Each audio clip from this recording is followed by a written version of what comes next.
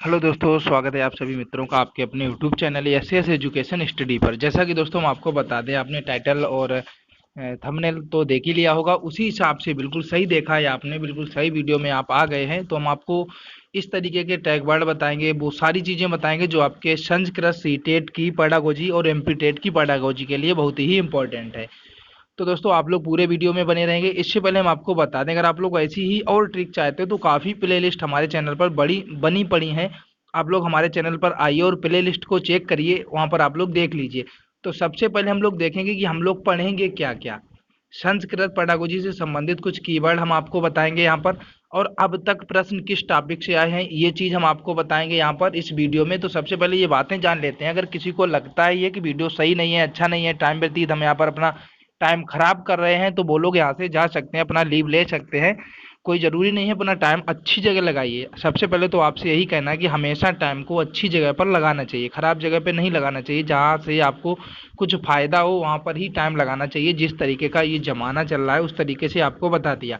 तो चलिए अब हम बात करते हैं संस्कृत पेडागोजी से संबंधित। हम आपको कीवर्ड बताएंगे जिससे कि आप लोग आंसर को सही कर सकें। पूरे वीडियो में आप लोग रहना। अब तक प्रश्न किस टॉपिक से आए हैं ये चीज़ें हम आपको बताएंगे। कुछ ट्रिक और टिप्स भी आपको बताएंगे कि किस तरीके से आप आंसर सही कर सकते हो। उसके कुछ हम आपको एग्जाम्पल भी दिखा देंगे कि आपको हाँ लगे कि हाँ सही बात है, सही कर सकते हैं। क्योंकि क्या है कि जिसको संस्कृत नहीं आती है तो उसको तो हम बता दें, उसको भाई वो तो सारे के सारे वहाँ पर जिसको संस्कृत नहीं आती है पूरे पूरे तुक्का ही लगाने वाला है। तो तुक्का लगाने से बेहतर ये है कि आप कुछ जानकारी ले लें, आपके क्वेश्चन सही हो जाएं। फिर कुछ प्रमुख आपको शब्दार्थ भी बता देंगे। किन बातों का विशेष ध्यान रखना चाहिए हमें एग्जाम में, यानी संस्कृत पेडागोजी को सॉल्व करते वक्त हमें किन किन बातों का ध्यान रखना चाहिए वो भी हम आपको बताएंगे। पैराग्राफ से कैसे हल करें, यानी पैराग्राफ को हम कैसे हल कर सकते हैं वो हम आपको नेक्स्ट वीडियो में सिखाएंगे। इस वीडियो पर हम उससे रिलेटेड कुछ चीज़ें तो आपको बता ही देंगे ताकि आपको आसानी रहे एग्जाम में क्वेश्चन को सॉल्व करने में। अब हम आपको बताते हैं संभावित प्रश्न, यानी प्रश्न किस किस तक चीज से आपके आते हैं। तो संस्कृत शिक्षण के उद्देश्य हैं अथवा नहीं, आपसे ये पूछा जाएगा। अब दोस्तों हम आपको बता दें कि हम आपको हिंदी में बता रहे हैं, लेकिन यह है कि संस्कृत उतना हमें नहीं आता है। आप लोगों का एग्जाम पास हो जाए इस तरीके से हम आपको बता देंगे, कोई एग्जाम में दिक्कत ना हो बस। अब आप लोग कहेंगे कि आपको संस्कृत नहीं आती, फिर आप क्यों वीडियो को बना रहे हैं। अरे भाई आपको बता दें, इसीलिए हमने पहले ही कह दिया है जिसको समझ ना आए वो लीव ले सकता है। तो भाई संस्कृत नहीं आती है पर आपको संस्कृत हम करवा सकते हैं। हमने भी सीटेट एग्जाम दिया था, हमारे सीटेट में संस्कृत में 26 क्वेश्चन सही थे, 4 क्वेश्चन गलत हो गए थे। काफ़ी लोग ये भी सोच रहे हैं सर हम तो 30 में 30 करके आते हैं, वो बात अलग है, हमें संस्कृत नहीं आती है। लेकिन हमने जिस ट्रिक से अपने 26 सही किए वो ट्रिक हम आपको यहाँ पर बताएंगे। जिस ट्रिक से हमारे 26 सही हो गए थे 30 में, वो चीज़ें हम आपको यहाँ पर बताएंगे। तो चलिए यहाँ पर आपको क्या क्या देखना है। भाषा कौशल पर आधारित प्रश्न, जो भाषा कौशल पर आपके आधारित प्रश्न होते हैं। समावेशी शिक्षा विकलांग अधिनियम 1995, और ये आपको याद रखना है जो विकलांग अधिनियम था ये भी आपको कुछ पढ़ के जाना है। मातृभाषा त्रिभाषा सूत्र ये सब पढ़ के जाना है। एनसीएफ 2005 पर आधारित अभी आपको ट्रिक बताएंगे। आप लोगों को सिर्फ इतना बता रहे हैं अभी कि किस किस टॉपिक से आपके क्वेश्चन बन जाएंगे, बनते हैं, आते हैं। ये आपका 2011 से अब तक जिस जिस टॉपिक से क्वेश्चन आए हैं वही हम आपको बता रहे हैं। तो आप लोग पूरे वीडियो में रहें, हम आपको भी ट्रिक भी बताएंगे। पाठ्य पुस्तक के गुण और दोष, आप देखो जैसे आप लोग कहेंगे अब आपको बता दें हिंदी में क्यों लिखा कि आपको समझ आ जाए। अब जैसे यहाँ पर अगर संस्कृत में पूछ दिया जाएगा तो पाठ्यम पुस्तकम, अब के का जो कुछ भी हो गुणा, गुण का भाई गुणम कर देगा या गुणा कर देगा, दोषम कर देगा या दोषा कर देगा, भाई आपका वही रहेगा। बस समझने के लिए आपको बताया। शिक्षण विधि और उनके प्रवर्तक आप याद कर लीजिए। शिक्षण विधियों के अन्य नाम भी याद कर लीजिए। शिक्षण सूत्र, शब्द, दृश्य, सामग्री, भाषा विकास को प्रभावित करने वाले कारक और बहुभाषिकता, ये तो आपके हो गए थे संभावित प्रश्न जो आपके बनते हैं। वो चीज़ें हमने आपको यहाँ पर बताएं। अब देखो थोड़ा कुछ और है आपका। शिक्षक और प्रधानाचार्य के गुण आपसे पूछे जा सकते हैं। सतत एवं व्यापक मूल्यांकन, निदानात्मक, उपचारात्मक और सतत व्यापक के तो आप सीडीपी और ईबीएस इन सब हिंदी इन सब में पढ़ के आते हैं। तो निदान उपचारात्मक शिक्षण, यानी किसी बच्चे के अंदर कोई दिक्कत है तो उसका निदान किया जाता है, इसके बाद उसका उपचार किया जाता है तो वो उपचारात्मक हो जाता है। अगर उसके अंदर समस्या का आप पता लगा रहे हैं तो वो निदान हो जाता है। लघु कथा कहानी पढ़ाने का उद्देश्य पूछा जा सकता है। तो इसका जो लघु कथा कहानी पढ़ाने का उद्देश्य आगे आनंदानुभूत्यर्थ चा, आंसर आपका ये हो जाएगा, हमने लिख दिया है आनंदमय। यानी लघु कथा कहानी पढ़ाने से बच्चों का मन मतलब कि अच्छा हो जाता है, उनकी पढ़ने में मन लगने लगता है, उनके अंदर भाषा कौशल का विकास हो जाता है अच्छी तरीके से। सारी बातें होती हैं कहानी सुनाने से रिलेटेड। व्याकरण शिक्षण की विधियाँ, अधिगम संबंधी विकार, इतना तो आपका हो गया। अधिगम संबंधी विकार में आप डिसकैलकुलिया को छोड़कर आपसे पूछे जा सकते हैं, मतलब डिसकैलकुलिया मैथ से संबंधित है, लेकिन और आपके जो है डिसग्राफिया, डिसलेक्सिया, ये तो आपसे पूछे ही जा सकते हैं, तो आप लोग ये पढ़ के ही जाएंगे। इनकी भी एक ट्रिक है, अगर आप लोग हमारी प्ले लिस्ट में जाएंगे और सीटेट के लिए वीडियो पड़े हुए हैं कम से कम 25 ट्रिक की, तो वहाँ पर आपको विकार से संबंधित ट्रिक मिल जाएगी, आप लोग देख लीजिएगा। चलिए अब हम बात करते हैं अपने कीवर्ड की, जिस लिए आप लोग इस वीडियो में आए हैं, तो उसी की हम लोग अब बात करेंगे। यानी आप लोग इसीलिए आए हो कि भाई ट्रिक हमको पता चल जाए, तो आप जब ट्रिक के लिए आए हो तो भाई ट्रिक तो आपको बताएंगे ही बताएंगे। तो चलिए आप लोगों को ट्रिक बताते हैं। देखो, जब प्रश्न सकारात्मक हो, यानी ना का प्रयोग ना हुआ हो, कहने का मतलब है, जैसे सकारात्मक आप समझेंगे कैसे भाई, अगर जैसे हमने तो ये कह दिया कि जब प्रश्न सकारात्मक हो, तो ना आप समझेंगे कैसे कि ये सकारात्मक है, तो ना का प्रयोग ना हुआ हो, किम ना करोति ऐसे नहीं लिखे होते हैं ना, विद्यार्थी नाम ना ऐसे करके लिखे होते हैं, तो ना लगा हो आपका, तो आप समझ लेना कि जो हमारा प्रश्न है वो सकारात्मक है। तो चलिए अब आपको बताते हैं, जैसे परस्परम विचार विमर्शा, ये आपका पॉजिटिव वर्ड होता है। जैसे परस्पर, यानी जो शिक्षार्थी होते हैं वो परस्पर अपना विचार विमर्श करें, कहने का मतलब आपको कुछ बता दें, परस्परम विचार विमर्शा अगर आपको कहीं ऑप्शन में ये मिल जाता है, जैसे चाहे वो स्टेंजा का हो चाहे वो किसी का हो, तो आपका बिल्कुल आपका 100+1% आपका आंसर सही होगा, परस्परम विचार विमर्शा। नेक्स्ट है विभिन्न कार्यक्रमेशु अप्सरा, कहने का मतलब है कि विभिन्न कार्य करने के अवसर प्रदान किए जाएं बच्चों को, विभिन्न कार्यक्रमेशु अप्सरा, तो भाई विभिन्न कार्यक्रमों के अवसर प्रदान किए जाएं बच्चों को। नेक्स्ट है विभिन्न गतिविधियां, विभिन्न गतिविधियों से उनको अध्ययन कराया जाए, उनको विभिन्न गतिविधियों से पढ़ाई में, मतलब पढ़ाई के लिए उनको अवसर दिए जाएं विभिन्न तरीकों से सीखने के। अगला है व्यवस्थित प्रयोगा, यानी व्यवस्थित प्रयोगा मतलब व्यवस्थित क्रम से पढ़ाई हो, भाई क्रमबद्ध तरीका, जहाँ पर क्रमबद्ध यानी कहने का मतलब हर काम क्रम से होगा तो भाई अच्छा होता है, तो व्यवस्थित प्रयोगा। अंतःक्रिया परस्परम संवादया, तो भाई अंतःक्रिया यानी अंतःक्रिया परस्परम संवादया, तो परस्परम परस्परम संवादया मतलब परस्पर संवाद, यानी बच्चे परस्पर संवाद करके भी तो सीखते हैं, एक दूसरे से क्वेश्चन करते हैं, अपने विचार विमर्श रखते हैं एक दूसरे के सामने। ये जो हम आपको बता रहे हैं सारे टैग वर्ड हैं, अगर आपको आंसर में मिलते हैं ऑप्शन में तो आप तुरंत टिक करना, क्योंकि आपको तुक्का नहीं लगाना है, जब आपको इतने थोड़े बहुत तो आप याद कर ही सकते हो, तो तुरंत आप लोग उसी को लगाएंगे। और आपको अगर ये पीडीएफ चाहिए है तो आप इसके डिस्क्रिप्शन में देखना, आपको एक टेलीग्राम लिंक मिलेगी, उस लिंक से आप टेलीग्राम में ज्वाइन हो जाना, वहाँ पर ये पीडीएफ आपको मिल जाएगी। तो अगला है आपका विद्यार्थी नाम रुचिर गुणम गुणा, तो यहाँ पर आप लोग इसका मतलब क्या है कि विद्यार्थी के अनुसार रुचि का ध्यान भी रखा जाए, विद्यार्थी ना रुचिर रुचिरनु गुणम गुणम, तो कहने का मतलब यही हुआ कि विद्यार्थी नाम यानी विद्यार्थी, रुचिर मतलब रुचि, गुणम मतलब कहने का मतलब है कि विद्यार्थी के अनुसार रुचि का ध्यान रखा जाए। तो आपको याद क्या रखना है, याद आपको देखो यहाँ से आप इस तरीके से भी पता लगा सकते हो, जहाँ पर रुचिर यानी रुचिर लग गया कि विद्यार्थी की रुचि से रिलेटेड बात हो रही है। नेक्स्ट है आपका पाठ्य रुचि वर्धनम, यानी जो पाठ हो वो बच्चों के लिए रुचिकर हो, जिसमें बच्चों का थोड़ा आनंद आए, पाठ्य रुचि वर्धनम यानी पाठ में कुछ रुचि मिले बच्चों को, पाठ जो हो बच्चों के लिए रुचिकर साबित हो। अगला है स्वानुभूति प्रकटनाथ छात्रा नाम अवसरम ददाति, तो इसका मतलब क्या है कि अपनी अनुभूति प्रकट करने के लिए छात्रों को अवसर दिया जाए, प्रकट करने के लिए अनुभूति, स्वानुभूति, स्वा यानी स्वयं की अनुभूति, यानी बच्चों को अपनी अनुभूतियों को प्रकट करने के, यानी प्रकटनार्थ छात्रान अवसरम ददाति, यानी छात्रों को अवसर दिए जाए उनकी अपनी अनुभूति को प्रकट करने के लिए। तो आपको क्या करना है कि इस टाइप का आपको ऑप्शन मिल जाए तो आप वो सही कर देंगे, बस आपको इतना ही करना है। अगला है सत्यमेव स्वयमेव स्वयं अभिव्यक्ति कुर्या, तो कहने का मतलब है खुद के द्वारा अभिव्यक्ति, यानी स्वयमेव लिखा है, अभिव्यक्ति यानी कुर्यम, तो खुद के द्वारा अभिव्यक्ति व्यक्ति करना। विद्यार्थी नाम आवश्यकता अनुरूपम, यानी छात्र अपने अनुभव, कहने का मतलब है संदर्भेश विद्यार्थी नाम आवश्यकतानुरूपम, यानी विद्यार्थी जो हों अपनी ही आवश्यकता के अनुसार, यानी खुद की आवश्यकता के अनुसार अपनी अभिव्यक्तियों को व्यक्त करें। विभिन्न संदर्भेशु शब्दानाम प्रयोगा, यानी कई संदर्भों में उनको शब्दों के प्रयोग करना भी सिखाए जाएं। तो ये जो आपको बताया टैग वर्ड, अब बात करते हैं। अभी काफ़ी कुछ है, पूरे वीडियो में रहिएगा। चौमास की यानी कि आपकी जो 30 नंबर की सीटेट में संस्कृत आती है, और इतने ही टैग वर्ड नहीं, अभी तो ये आपको कुछ बता दिए हमने, वीडियो ज़्यादा बड़ा हो जाता। अभी हमारे पास ऐसे ऐसे अभी टैग वर्ड और हैं जिससे कि आप लोग 100% पेपर करके आएंगे संस्कृत का।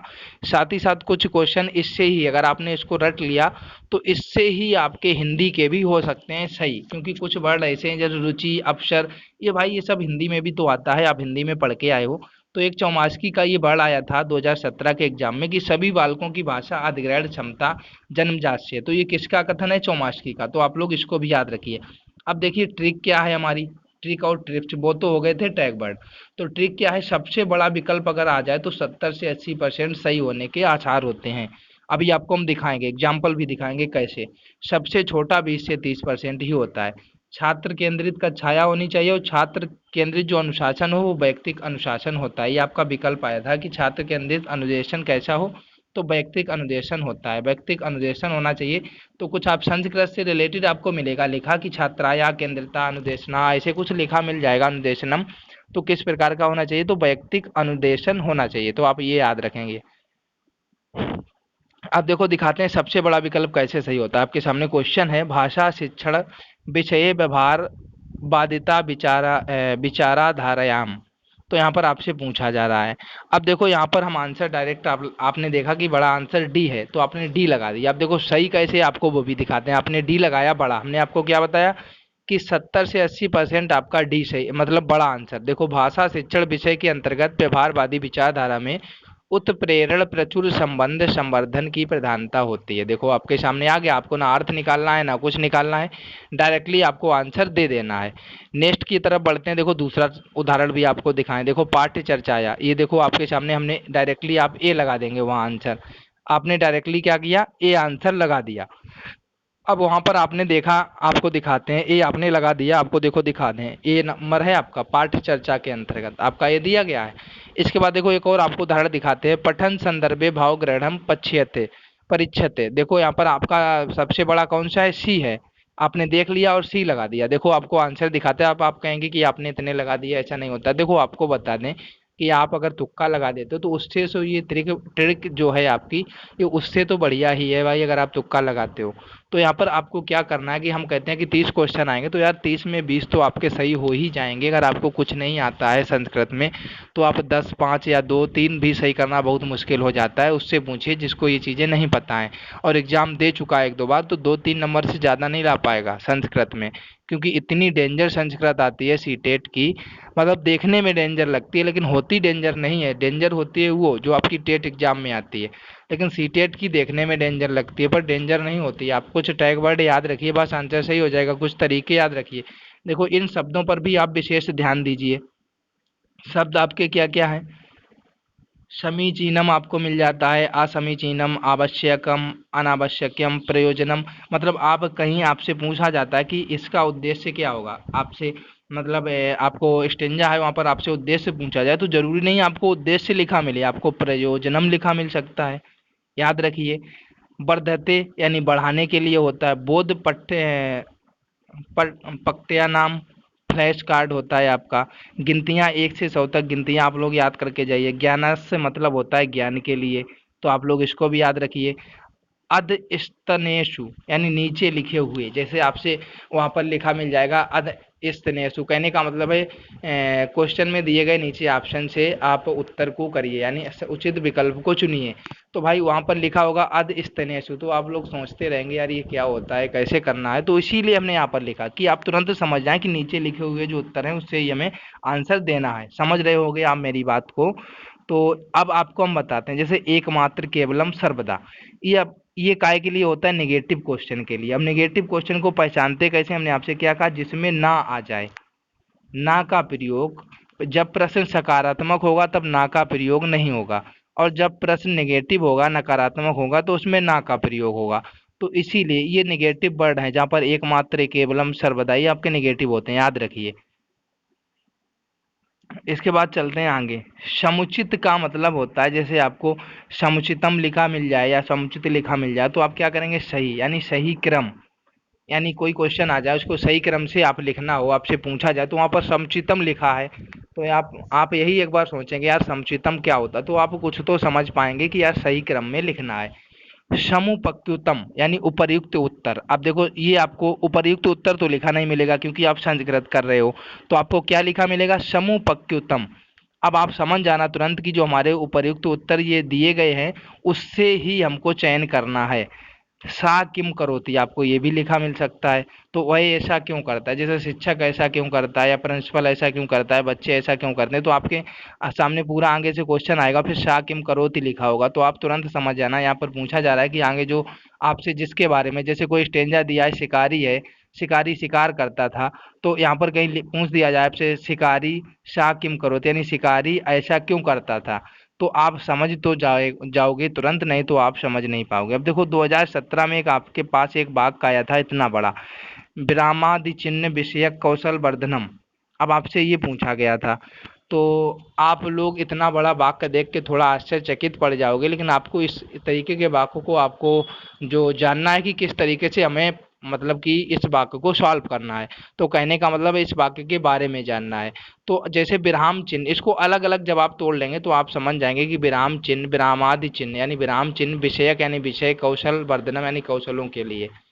तो इस प्रकार परिप्रेक्षा मतलब क्या होता है, आधारित अधिगम, अर्थात छात्रों को प्रश्न पूछने के लिए प्रेरित किया जाए, तो यहाँ पर कहीं पर आपसे ये परिप्रेक्षा लिखा हो, सिर्फ इतना ही ऑप्शन, 4 ऑप्शन दिए गए हों, प्रति परिप्रेक्षा लिखा हो, तो आप तुरंत समझ जाना कि यहाँ पर ये कह रहा है कि आधारित अधिगम, जो अधिगम मतलब जो आधारित विषय वस्तु चल रहा है उसके लिए छात्रों को प्रश्न पूछने के लिए प्रेरित किया जाना। तो आप याद रखना, प्रेरित मतलब अवसर दिया जाना, तो आप याद रखना तुरंत आपका सही हो जाएगा, कहने का मतलब है हमारा ये।